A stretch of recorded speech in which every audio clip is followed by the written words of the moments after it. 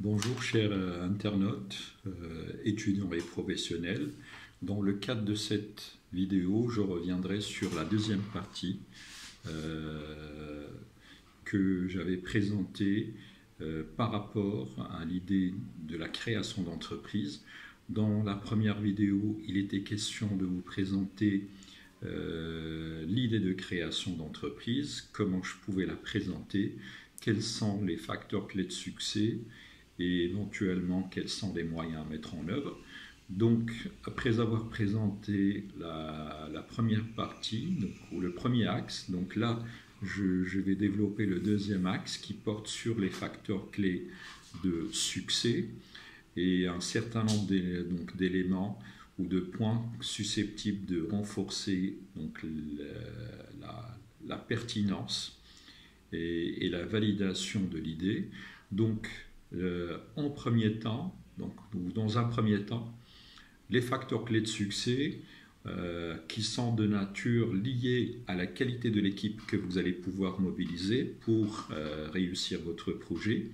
Donc là, notre principale constatation sera apportée par rapport à la qualité de l'équipe que vous allez mobiliser. Ainsi, vous pouvez mobiliser un certain nombre de facteurs dès le départ, donc à savoir les avantages concurrentiels que vous pourrez mettre en exerce, quels seraient les atouts majeurs dont vous disposerez par rapport à votre équipe, est-ce que vous serez capable de déployer une combinaison optimale des facteurs de production, est-ce que vous serez capable de mettre en place une courbe d'expérience et d'apprentissage qui va être déjà développée à travers l'intégration de personnes ressources ou de personnes expérimentées et qui ont déjà travaillé, qui connaissent par cœur le secteur d'activité dans lequel vous souhaiteriez vous investir.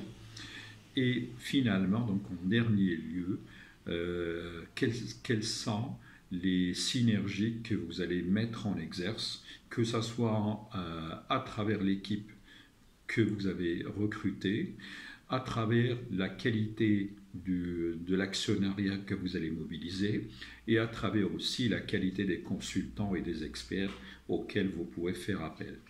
Donc, après avoir présenté les facteurs clés de succès, il est question de se pencher sur un élément fondamental, à savoir la détention de facteurs, ou je dirais la détention de recettes secrètes.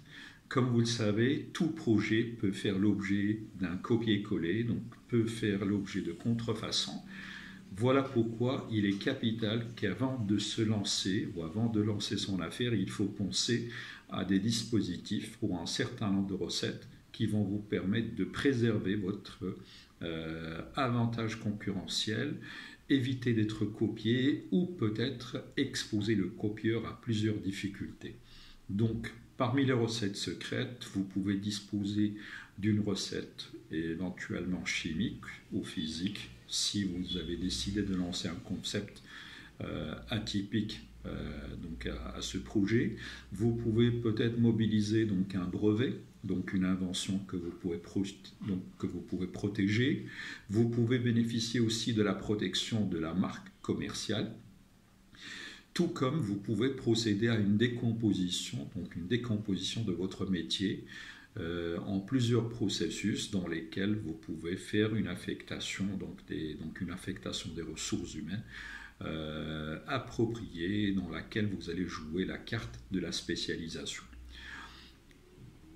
Troisième facteur déterminant pour la réussite de votre projet, c'est qu'au moment du lancement, et là je fais appel à un concept que nous avions développé dans le cadre d'une formation portant sur les conseillers en internationalisation des entreprises à travers le monde.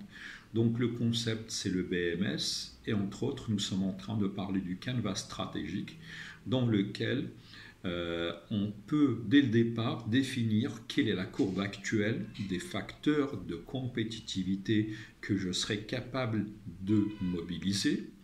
Je vais peut-être faire une vision pessimiste de ces facteurs en leur accordant donc une grille de notation qui va être assez faible et limitée dans le temps, mais je vais mettre en place une stratégie qui va me permettre d'atteindre une évolution vertigineuse des notes par rapport à l'ensemble des facteurs clés de compétitivité, chose que nous pouvons découvrir dans la courbe future, donc de l'évolution des facteurs clés de compétitivité.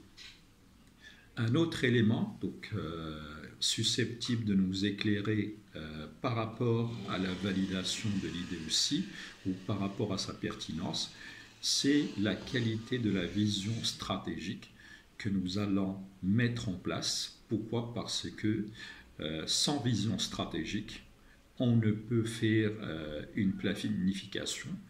Et donc, cette vision stratégique, elle va nous permettre de connaître quelle est l'évolution des produits que nous allons, ou l'évolution de nos offres et services, quelle serait l'évolution de notre portefeuille client, quelle serait l'évolution que nous allons prévoir par rapport à notre marché, et éventuellement quelle orientation nous allons retenir en termes d'élaboration de stratégie. Donc là, j'ai pratiquement peut-être couvert la deuxième partie, à savoir donc, les facteurs clés de succès et les éléments déterminant la qualité et la pertinence de l'idée de création d'entreprise. Là, il est question de s'intéresser aux moyens que l'on peut mobiliser. Et dans ces moyens, il est capital à travers ces moyens, il est capital de s'intéresser à trois grands éléments que nous avons retenus et qui portent sur l'organisation, sur les moyens humains, sur les moyens techniques et sur les moyens financiers. Donc, lorsque nous allons parler d'organisation, il est clair que la première des choses, donc avant d'attaquer toutes les ressources, nous avons besoin de définir un plan de construction qui va nous permettre de penser à la structure organisationnelle que nous allons mobiliser.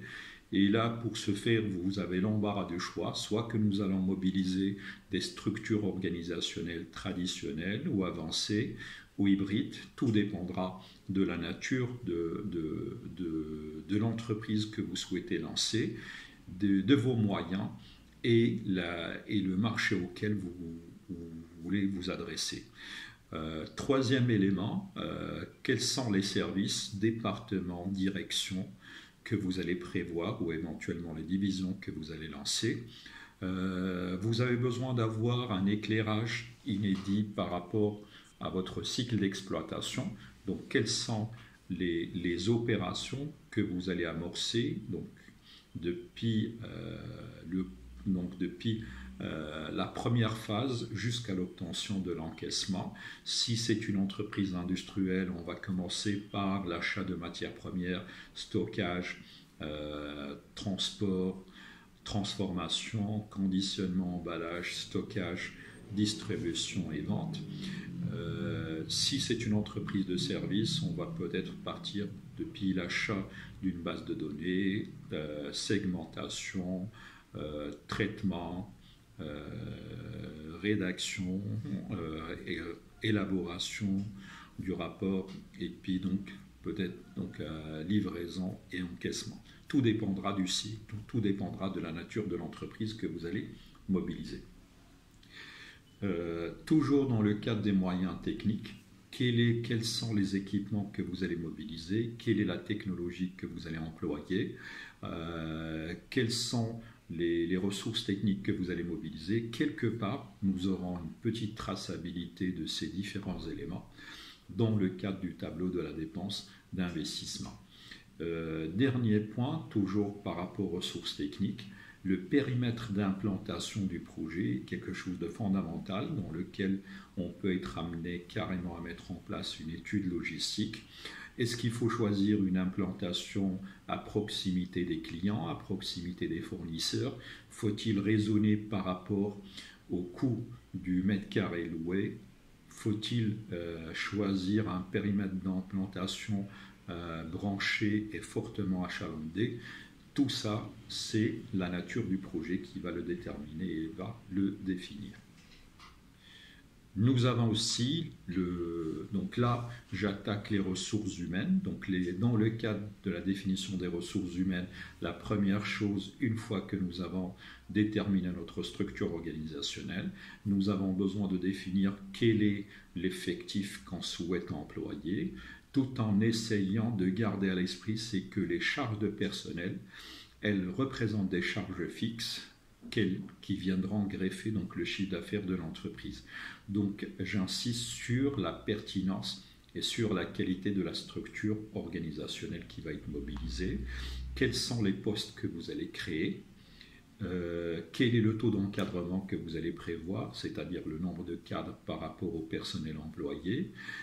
Est-ce que vous allez prévoir des niveaux hiérarchiques qui vont être intéressant pour gérer la progression du travail, ou vous allez raisonner par rapport à une structure organisationnelle plate dans laquelle les niveaux hiérarchiques seront appelés à disparaître. Troisième type de ressources, c'est à peu près les ressources financières dans lesquelles on vous demandera de livrer votre raisonnement par rapport à 4 éléments. Quelle est la nature ou la structure juridique que vous allez mobiliser par rapport à votre projet? Est-ce que vous allez raisonner par rapport à une SARL? Est-ce que vous allez raisonner par rapport à une SA ou peut-être une SNC, donc collectif, etc. Quel est le capital social que vous comptez mobiliser pour réussir votre projet? Donc à ce stade, on ne vous demande pas de vous prononcer sur la valeur exacte du capital, mais juste d'apporter une estimation dans ce sens. Troisième élément, quelle est la nature des apports qui vont être faits par les actionnaires ou l'équipe porteuse du projet? Et là, il est question de raisonner par rapport à 3 catégories d'apports: des apports en nature, des apports en numéraire ou des apports en industrie.